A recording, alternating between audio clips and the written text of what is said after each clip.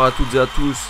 Ce soir on se retrouve pour parler du grand match, l'affiche de ces huitièmes de finale de Ligue des Champions. Le Real Madrid face au Paris Saint-Germain. Le match aller au Bernabéu a été joué ce soir. Donc le Real qui accueillait le Paris Saint-Germain. Le match qui s'est terminé sur le score de 3-1 pour le Real de Madrid. Alors un match qui a plutôt bien débuté pour le Paris Saint-Germain puisque dès l'entrée de ce match, Neymar était bouillant et a permis de créer pas mal d'occasions pour le PSG. Adrien Rabiot a réussi à marquer sur une magnifique talonnade de Neymar, 1-0 à la 33e minute. Le PSG qui avait l'air plutôt pas mal en ce début de match. Le Real avait quelques occasions mais sans être plus dangereux que ça. Areola n'avait pas fait trop de bêtises pour l'instant. Mais juste avant la mi-temps, Cristiano Ronaldo va transformer un penalty. Donc penalty concédé par Lo Celso. Donc Lo Celso qui était un peu la surprise de la composition parisienne ce soir. Qui remplaçait, on pensait que ce serait Lassana Diarra qui occuperait le poste de milieu défensif. Mais finalement ça a été le jeune Lo Celso donc, qui a concédé ce penalty sur Toni Kroos en mettant ses mains sur ses épaules et en le tirant un peu vers soi.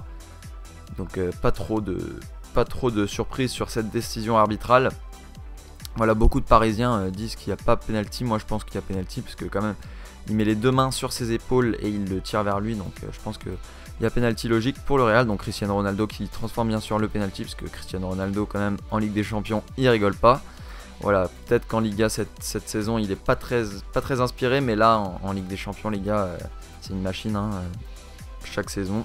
C'est la même chose, il marque. Il a permis au Real de gagner les deux dernières Ligues des Champions, donc il n'y a pas de surprise là-dessus. Donc un partout à la mi-temps, un match plutôt en faveur du PSG, contre mes attentes en tout cas. Je sais pas si vous voyez, vous avez vu venir cette bonne entame du PSG, mais moi je la voyais pas trop venir. Je m'attendais à ce que le Real soit vraiment dominateur, mais finalement le PSG s'en sort plutôt bien à la pause, même s'il y a ce penalty concédé juste avant la pause.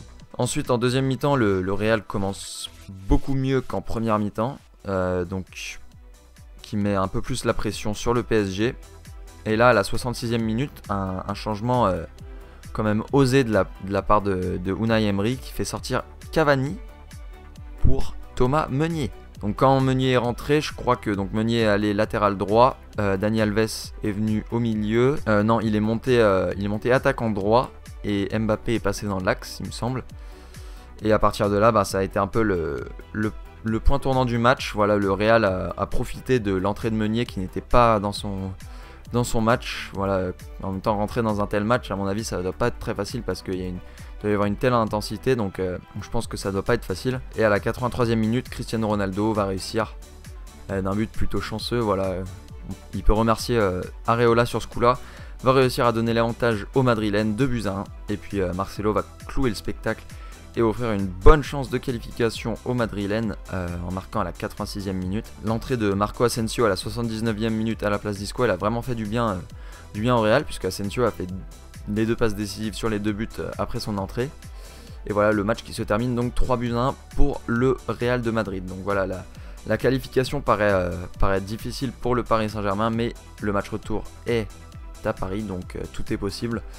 Est-ce que c'est au tour de Paris de faire une remontada cette année? À vous de me dire. En tout cas moi je vous dis à demain pour une nouvelle vidéo pour débriefer le match de Liverpool face à Porto. Et salut.